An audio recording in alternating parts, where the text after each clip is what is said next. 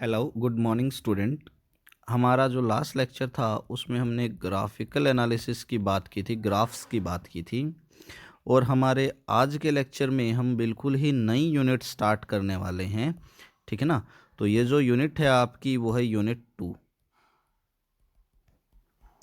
ठीक है। Second unit है ये आपकी, ठीक है ना। और इस यूनिट का जो नाम है वो है काइनामेटिक्स, ठीक है। तो आज हम काइनामेटिक्स स्टार्ट करने वाले हैं। बहुत ही ज़्यादा इम्पोर्टेंट यूनिट है ये आपकी, आगे के कॉन्सेप्ट को समझने के लिए।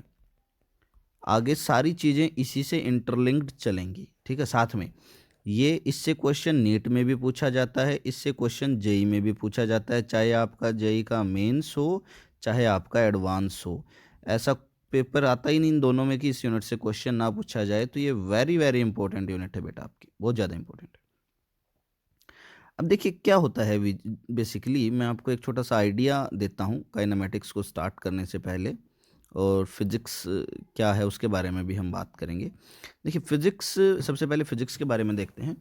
फिजिक्स हमारे पास में बेसिकली क्या है, हमारे चारों तरफ होने वाले सिनेरियोज की स्टडी करना है। हमारे चारों तरफ जो जो फिनोमेना हो रहे हैं, जब भी हम उनको क्या करते हैं, उनके पीछे का लॉजिक ढूंढते हैं, कोज ढूंढते हैं, उसका इफेक्ट देखते हैं, वो सारा फिजिक्स के अंडर आता है। अब एक छोटा सा एग्जांपल लीजिए, देखिए समझिए आपका घर का ये फ्लोर है, फर्श है। एक बॉल आपने ली, इस बॉल को आगे की तरफ फेंक दिया, फ्लोर पे ये स्लाइड करती हुई जा रही है। आप क्या सोचेंगे, क्या देखेंगे कि ये बॉल जैसे जैसे आगे जाएगी धीरे धीरे एक पॉइंट आएगा जहाँ पर जाकर के ये क्या हो जाएगी, रुक जाएगी। इसकी पहले अगर वेलोसिटी यू थी तो यहाँ पर इसकी वेलोसिटी क्या हो जाएगी, ज़ीरो। अब आपके ब्रेन में क्वेश्चन आएगा कि ये रुकी तो क्यों रुकी। आप क्या कहेंगे कि भाई इस फ्लोर ने इसके ऊपर बैकवर्ड फोर्स लगाया, फ्रिक्शन लगाया, साथ में एयर भी इसको पीछे की तरफ धकेल रही है, वो भी क्या लगा रही है, फ्रिक्शन लगा रही है, तभी तो ये बॉल रुकी है। मैंने अब ये बॉल कितनी दूर जा करके रुकेगी, ये किस पे डिपेंड करता है, ये डिपेंड करता है कि आपने इस बॉल को कितनी जोर से फेंका है, यहाँ पर कितना फोर्स लगाया है, ठीक है ना। तो ये सारी चीज़ें मिल करके आपका फिजिक्स बना दिया एक। अब देखिए, अब ये प्रॉब्लम अगर आप देखो ना तो बहुत कॉम्प्लिकेटेड है। बहुत कॉम्प्लिकेटेड कैसे है जरा देखिए, आप तो ये देख रहे होंगे प्रॉब्लम तो बड़ी सिंपल सी है सर, कॉम्प्लिकेटेड है। देखिए ये बॉल रोल करते हुए जाएगी, अगर ये रोल करते हुए जा रही है तो ये कहीं अलग वैल्यू पे जाके रुकेगी। अगर ये बिना रोल किए हुए सीधी जा रही है तो ये क्यों सीधी जा रही है, रोल क्यों नहीं कर रही, ये किसी अलग वैल्यू पे क्यों रुक रही है, उसी वैल्यू पे क्यों नहीं रुक रही, उसी डिस्टेंस पे क्यों नहीं रुक रही। तो इस तरह से ये बहुत सारी प्रॉब्लम्स आपकी क्रिएट होगी एक ही क्वेश्चन में। तो ये प्रॉब्लम जो है आपकी, ये बड़ी कॉम्प्लेक्स बन गई। अब फिजिसिस्ट क्या कहते हैं कि अगर आपके पास में कोई भी कॉम्प्लेक्स प्रॉब्लम है, आप उसको अंधाधुंध ना सोल्व करें। आप क्या करें, उस कॉम्प्लेक्स प्रॉब्लम को सबसे पहले इजी स्टेप्स में तोड़ लें जो आपके समझ में आए, जिनको आप कर सकें। काइनामेटिक्स हमारा उन्हीं स्टेप्स में से पहला स्टेप है, ठीक है ना। हम इसकी डेफिनेशन में देखेंगे कि क्या हुआ है। एक बार इस प्रॉब्लम को यहीं छोड़ते हैं, दोबारा आएंगे इसके ऊपर। हम बात करते हैं एक बार फिजिक्स की। हमने पढ़ा भी था अपने पहले लेक्चर में, देखा भी था कि फिजिक्स साइंस की वो ब्रांच है जिसके अंदर हम स्टडी करते हैं किसकी, नेचर की, और साथ में नेचर में होने वाले किसकी, फिनोमेनाज की। इन सब की स्टडी हम किसके अंदर करते हैं, फिजिक्स की। अब देखिए फिजिक्स की मेजर दो ब्रांचेज हैं, ठीक है ना। ब्रांच है ये फिजिक्स की, मेजर दो ब्रांच है, क्लासिकल और मॉडर्न। काफ़ी बार एक तीसरी ब्रांच भी इसकी कंसिडर कर ली जाती है, और वो होती है रिलेटिविस्टिक फिजिक्स। पर वो सिर्फ थ्योरी ऑफ रिलेटिविटी के केस में होती है, हम इसके बारे में कोई बात नहीं करने वाले।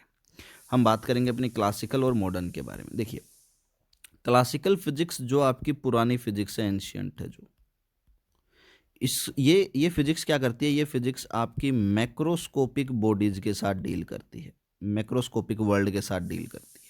जैसे कि अभी अभी हमने बॉल का एग्जांपल लिया। कोई पूछे व्हाट इज क्लासिकल फिजिक्स, तो कहेंगे आप it is that branch of physics which deals with the macroscopic bodies, जो मैक्रोस्कोपिक बॉडीज के साथ डील करे, ठीक है ना। क्वांटम या modern physics, that branch of physics which deals with the microscopic bodies, जो माइक्रोस्कोपिक बॉडीज के साथ डील करे। माइक्रोस्कोपिक का मतलब बहुत ही छोटी, माइक्रोस्कोपिक का मतलब बड़ी। अब देखिए जो क्लासिकल फिजिक्स है उसके अंदर आपकी जो है क्लासिकल फिजिक्स, उसकी आगे भी फर्दर ब्रांचेज हैं, ठीक है ना। और उन फर्दर ब्रांचेज में आती है आपके पास में मैकेनिक्स, एक ब्रांच है इस क्लासिकल फिजिक्स की। ठीक है ना। उसके बाद में आपके पास में आती हैं, यहाँ पर अगर हम देखें तो इलेक्ट्रोडायनमिक्स आ गई है। इलेक्ट्रोडायनमिक्स आप पढ़ेंगे +2 क्लास में, मैकेनिक्स आप +1 में पढ़ेंगे।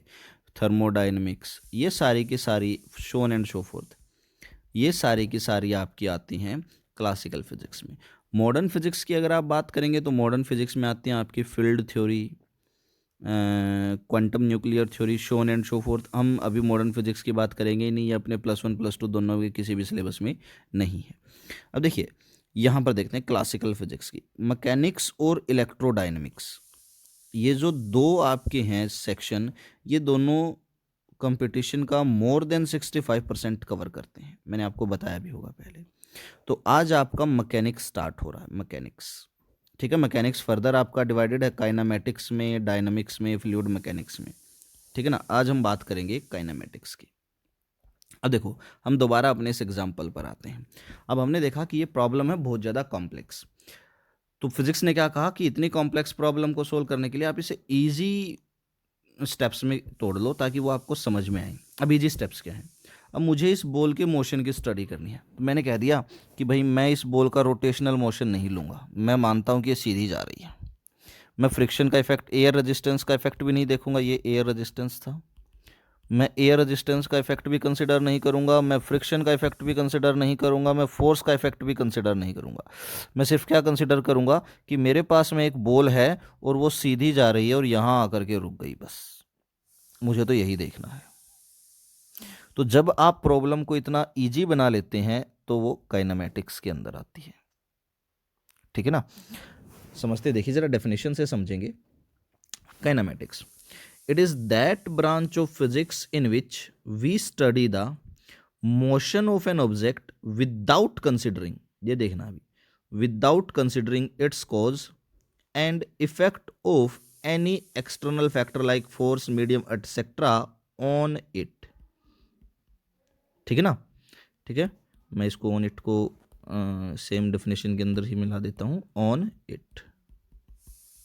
ओके, अब देखिए डेफिनेशन क्या कह रही है कि काइनेमैटिक्स ब्रांच है फिजिक्स की वो जिसके अंदर हम किसी भी ऑब्जेक्ट के मोशन की स्टडी करेंगे, पर जब हम इस ऑब्जेक्ट के मोशन की स्टडी करेंगे तो हम इसके ऊपर लगने वाले किसी भी एक्सटर्नल फोर्स के बारे में बात नहीं करेंगे, ठीक है ना। कोई मीडियम का इफेक्ट नहीं देखेंगे, हम ये भी बात नहीं करेंगे कि ये मोशन हो किस वजह से रहा, इसका कोज क्या है मोशन होने का। तो हम सिर्फ किसके ऊपर फोकस करेंगे, सिर्फ और सिर्फ मोशन के ऊपर फोकस करेंगे, ठीक है ना। तो ये है काइनेमैटिक्स। डेफिनेशन सबके ध्यान होनी चाहिए, वो ब्रांच है फिजिक्स की जिसके अंदर हम स्टडी करते हैं सिर्फ मोशन की किसी ऑब्जेक्ट के, बिना इसके कोज और इफेक्ट को देखे, ठीक है।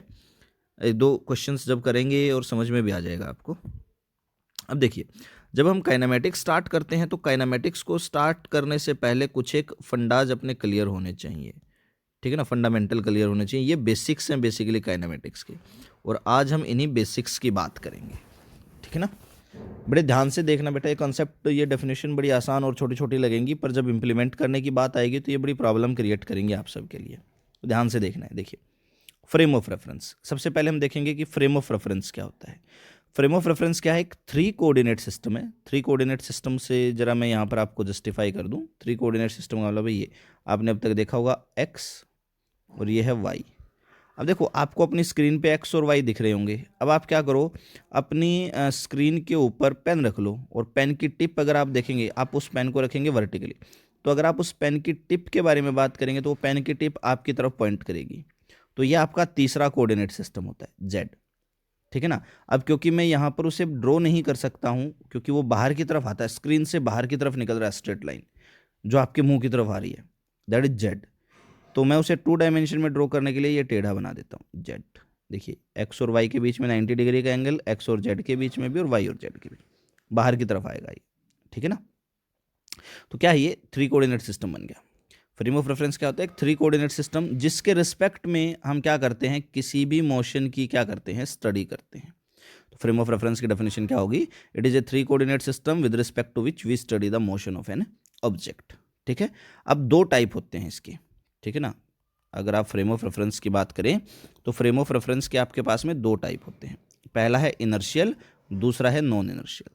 तो देखिए इनर्शियल फ्रेम ऑफ रेफरेंस वो फ्रेम ऑफ रेफरेंस होते हैं जो न्यूटन्स लॉ ऑफ मोशन को, एनएलएम को क्या करते हैं, ओबे करते हैं, obeys Newton's law of motion. ठीक है, अब हम बात करेंगे नॉन इनर्शियल की। वो frame of reference which does not obeys Newton's law of motion, जो न्यूटन्स लॉ ऑफ मोशन को ओबे नहीं करते हैं। एनएलएम का मतलब है न्यूटन्स लॉ ऑफ मोशन। ये जो नॉन इनर्शियल फ्रेम है ये एक्सेलरेटेड फ्रेम ऑफ रेफरेंस होते हैं, यानी कि जिनके अंदर एक्सेलरेशन हो रहा हो। अगर अभी एक्सेलरेशन का नहीं पता है तो कोई प्रॉब्लम नहीं है, आगे हम एक्सेलरेशन पढ़ेंगे, non inertial frame of reference को भी डिटेल में देखेंगे। तो इनर्शियल एक बार जो न्यूटन्स लॉ को ओबे करते हैं, न्यूटन्स लॉ ऑफ मोशन को, नॉन इनर्शियल जो ओबे नहीं करते हैं। ठीक है, एग्जाम्पल भी देखेंगे इनके, अभी आगे देखेंगे जैसे जैसे कंटिन्यू करेंगे। अब देखिए यहाँ पर एक वर्ड आपका बार बार आ रहा है, वो आ रहा है मोशन। क्या है, व्हाट इज मोशन?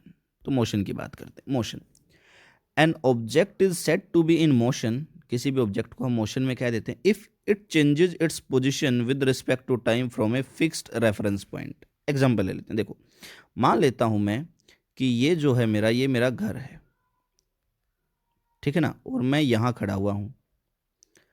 जब मैं यहाँ खड़ा हुआ था तो टाइम था 8 o'clock मॉर्निंग के। मैंने यहाँ से चलना स्टार्ट कर दिया, मान लो जब मैं यहाँ पहुँचा तो 8:15 हो गई। अब अगर मैं घर से देखूँ तो घर को मैं अपना रेफरेंस पॉइंट मान लेता हूँ कि घर मेरा रेफरेंस है। अब अगर मैं इस घर से देखूँ तो मैं टाइम के साथ अपनी पोजीशन को क्या कर रहा हूँ, चेंज कर रहा हूँ। ठीक है ना, तो इसका मतलब है मैं इस घर के रिस्पेक्ट में क्या हूँ, मोशन में हूँ। समझ गए? तो ऑब्जेक्ट मोशन में कब होगा, जब वो एक रेफरेंस पॉइंट के रिस्पेक्ट में अपनी पोजीशन को क्या करे, चेंज करे। इसी तरह से रेस्ट में कब होगा, इसी सेम एग्जांपल को ले लेता हूँ। मैं कह दूँ मैं 8 बजे भी यहीं था और जब 8:30 हुए मैं तब भी यहीं खड़ा हुआ हूँ, तो मेरे घर के रिस्पेक्ट में क्या मैं अपनी पोजीशन को चेंज कर रहा हूँ, नहीं कर रहा। तो अगर मैं अपनी पोजीशन को चेंज नहीं करता हूँ किसी फिक्स रेफरेंस पॉइंट के रिस्पेक्ट में, तो मैं कहता हूँ कि मैं किस में हूँ, रेस्ट में हूँ।